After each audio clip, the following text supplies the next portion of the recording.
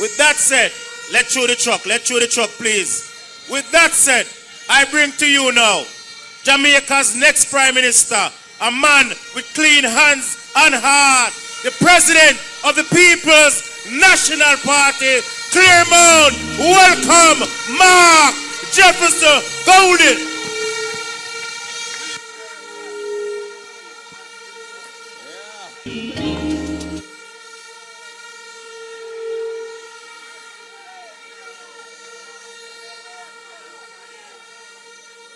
This is Beenie Man representing for Mark Golden, aka Marky G. Yeah, them not bad like we. None of them know we. Them just see we. Yeah man, on them TV. Zaga, Z.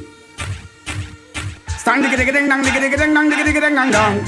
Marky G, I know you are champion. Everybody wave on the right hand. Put up your fist. Hey! Marky G, we don't know, so none of them not like me. See them all hype up, but that still not spite me. Golding a cut and go through because I love in our heart. And none of them care. Hey, Marky G, me don't know, so none of them not like me. So me I go stand up with them face with all me Nike. Make them know what we buy with things that we not listen all fall. And none of them care. Hey, Marky G, now watch no face, car we don't try the case. Tell them. Pull up that. Comrade Chairman of the meeting, Mara Mitchell. Comrade General Secretary. Comrade Candidate, in whom I am well pleased, Dr. Kenneth Russell. All of the comrades on the platform, MPs, MPs to be, councillors, comrades all. Yeah, we might have to give me a next mic, you know, because this one a feedback. Yeah, man. Workers and warriors. Yeah. Workers and warriors of Southeast St. Anne, PNP supporters and stalwarts who are here in the square in Claremont tonight. Big up on yourself. The word is love. Man.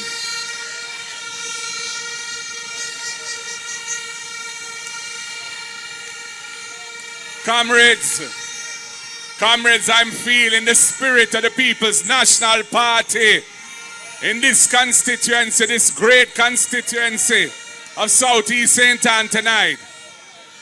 I've been here since this morning, touring from Bensetton to Monique, to Beachertown, to Claremont.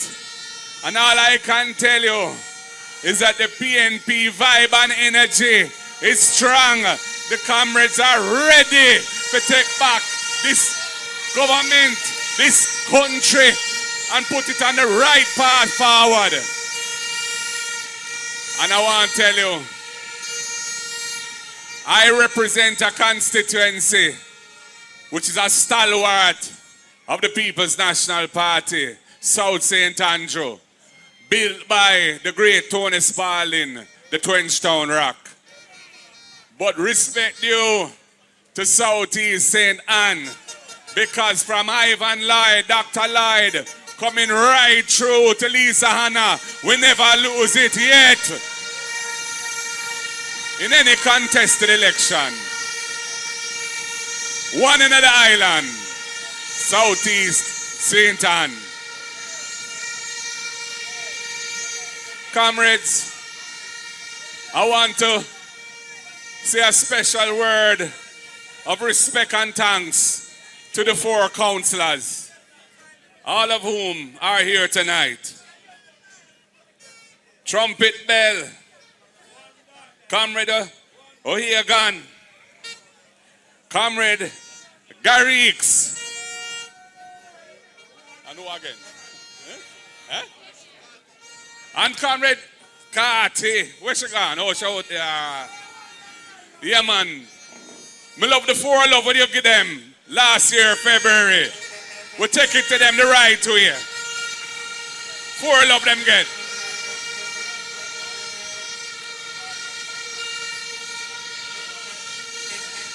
And comrades, you see this election which is coming up, Our greatest strength is unity. It's unity that we have built over the last 4 years, so that the People's National Party is a strong force that will be unstoppable, because we are all pulling together in one accord, in one direction.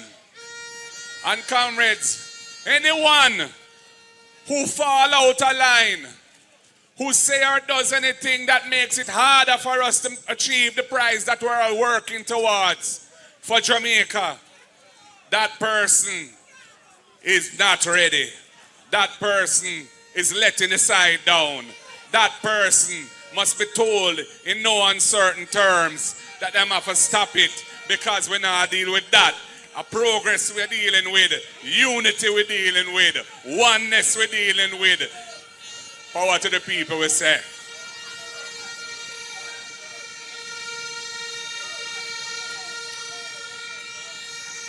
Comrades, as an opposition, we have stood up for the Jamaican people.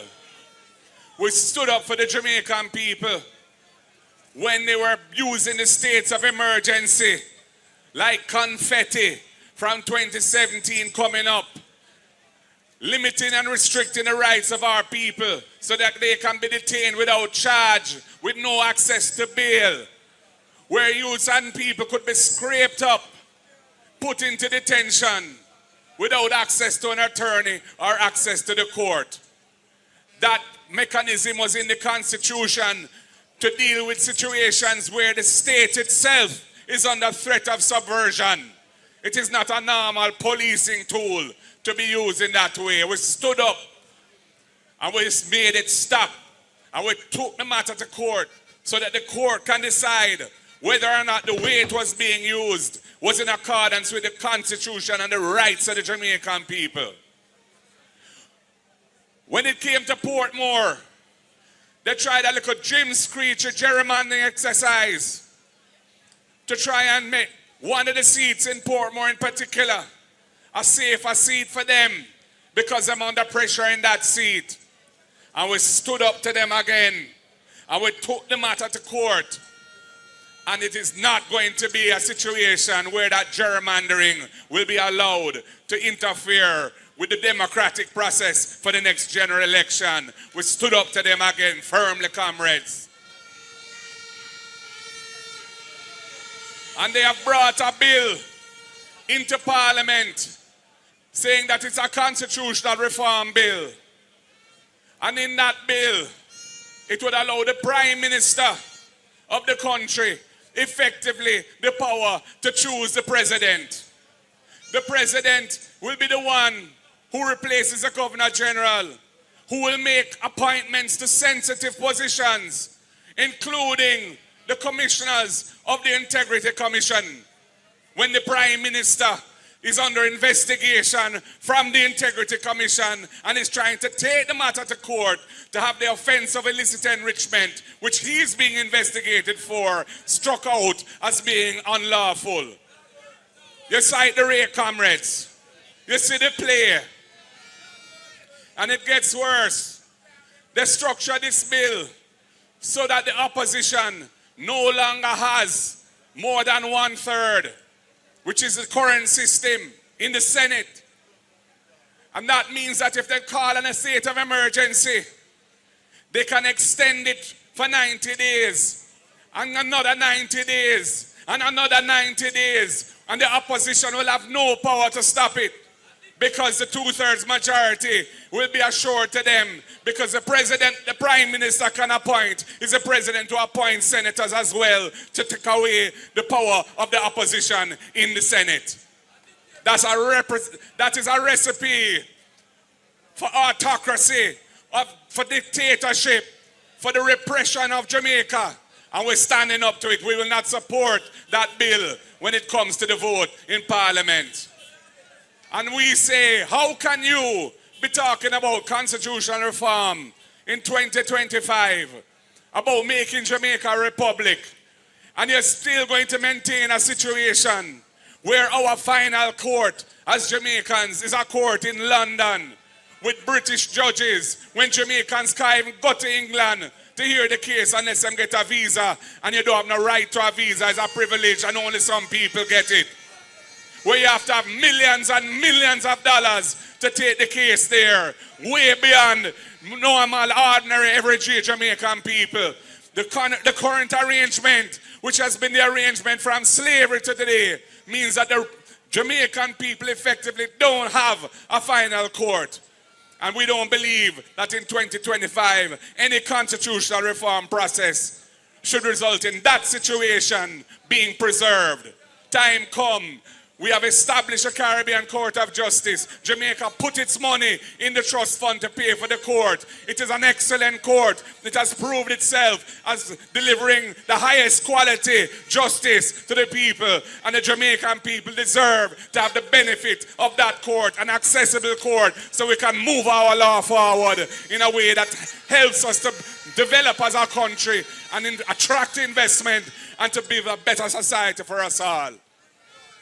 So comrades, in opposition, under Marky G, we don't take certain things lightly. And when we need to stand up, we stand up for the people. And we will continue to do so. And when we form government, because comrades, PNP time come. All over Jamaica, when we go on the road, the reception is great. The people want to see us and then say, make sure you win, you know. Make sure you win. And when we form government, we have to do a number of things to turn the country around and put it in the right direction. You've heard some of them tonight. You've heard from Julian on the educational system. We want to provide a meal every day to primary and secondary school teacher students who need it so that they can at least not be hungry at school. We want to provide a transportation subsidy directed at rural families to take some of the burden of the cost of taking their children to school and coming home off of the families, which is a serious burden right now. We have the first in family scholarship that any child, any youth who qualifies and is eligible to get into a college or university, and if that child is the first child from that family to be going to university, we will give them a full scholarship because we know that education is the antidote to poverty from generation to generation. We have a progressive housing policy. We're going to build 50,000 affordable houses because there's a huge demand, unsatisfied demand for the housing in this country, and the houses that are being built are not affordable to ordinary Jamaicans. The PNP is going to change that. We're going to build 50,000 ordinary affordable houses for the people, and we're going to make sure. Oh, you mean? I'm so over my head and praise. Diamonds forever, the mighty diamonds. And we're going to provide a special grant facility, $1 billion, funded out of the National Housing Trust resources. So young people up to 35 years old, if they have been contributing to the Housing Trust for at least 2 years and they're buying their first home, they will be eligible for a grant to cover the deposit of up to $500,000 because we realize you have to help young people to get onto the ownership ladder in this country.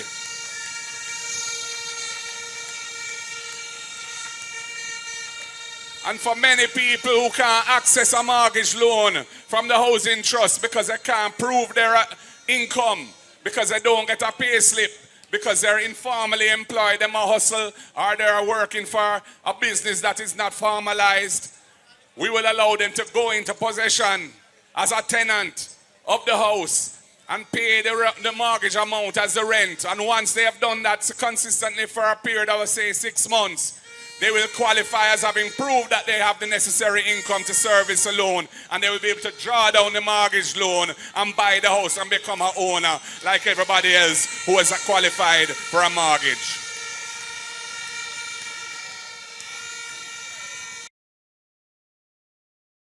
Some of the plans for agriculture from our spokesperson for agriculture.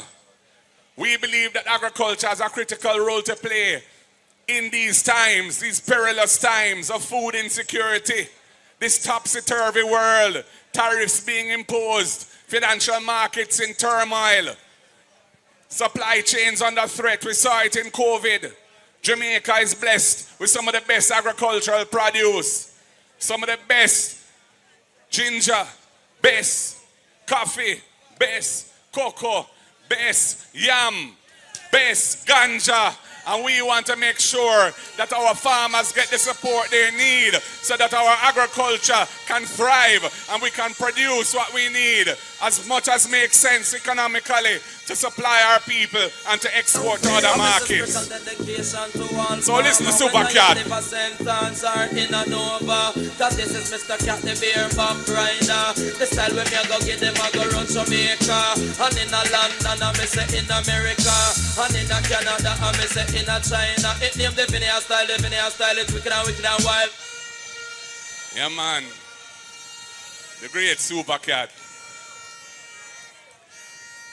So, comrades, this next general election is a serious time of decision for Jamaica. It is a time when Jamaicans need to make a choice.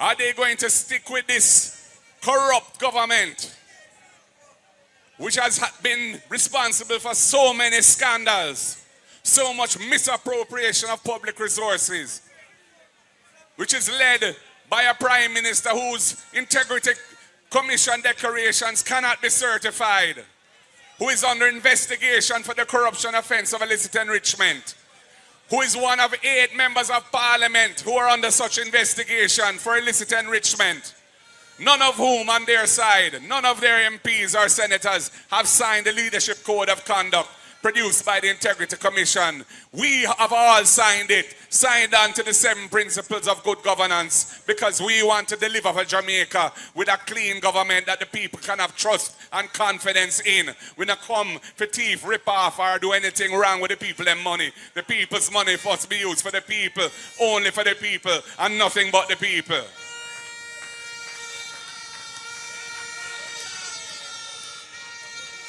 And comrades, I want to reiterate a point that was made by Comrade Wickham McNeil.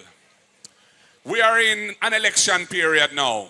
Under the law, we are now in the campaign period. And we have seen numerous incidents where PNP candidates have put up their billboards, put up their placards, and they are being defaced, taken down, and disrespected.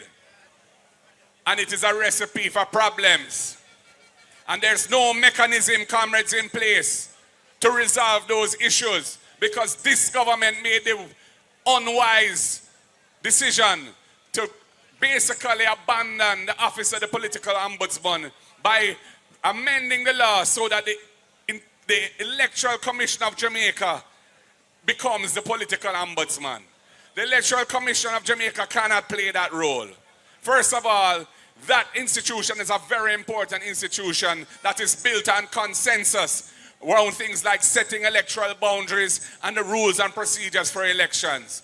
It is not set up and should not be infected with the virus of partisanship, which is inherent in adjudicating disputes like that, where you have man and say, this one do that and that one do that, and it's a heated situation. I don't know what the government's motive is with this. But I'm saying to all well-thinking Jamaicans and civil society and the private sector and the trade unions, we have to stand up and demand that a mechanism be put in place so that there is an adjudication process for these kind of matters when they happen, so that they don't get out of control and we don't have a return to some of the things that used to happen back in the 70s and early 80s. When there was political violence in the country. We don't want to go back there. So they must either amend the law to restore what was there before, or if that will take too long, we can sign an agreement. The JLP and the PNP can sign an agreement appointing independent, trusted, and respected individuals as adjudicators for these kind of disputes.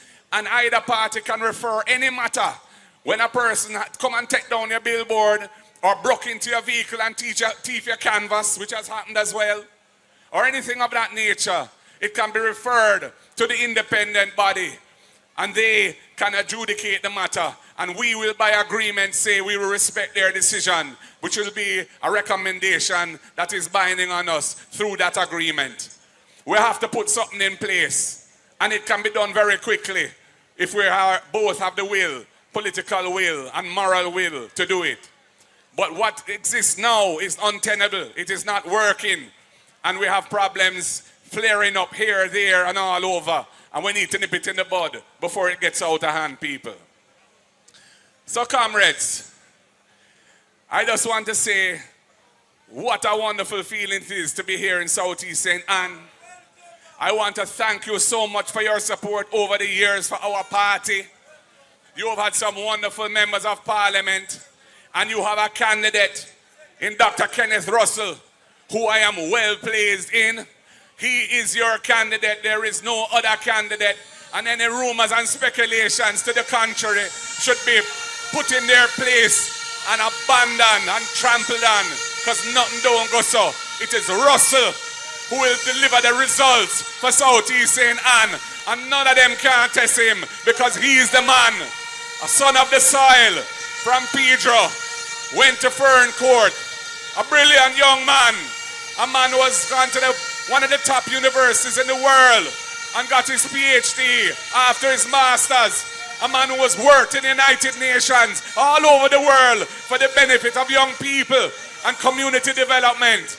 And a man who I need to be on with me when we form government, because he has the capacity to deliver for the people and for Jamaica. And I'm asking you to deliver him to me and make sure that we get a handsome victory, a massive victory, whenever them call it, comrades. Comrades, God bless you all. One love. The word is love. Power to the people. Power to the people. Power to the people. And I will close now. 1 second. Hold it. 1 second. And I close now by formally presenting to you your next candidate for this great constituency of Southeast St. Anne in the next general elections. I give to you Dr. Kenneth Russell.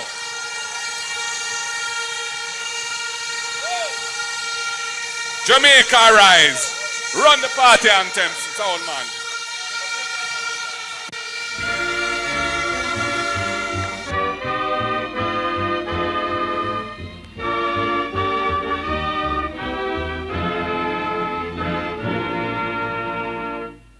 The trumpet has sounded, my countrymen all, so awake from your slumber and answer the call. The torch has been lighted, the dawn is at hand.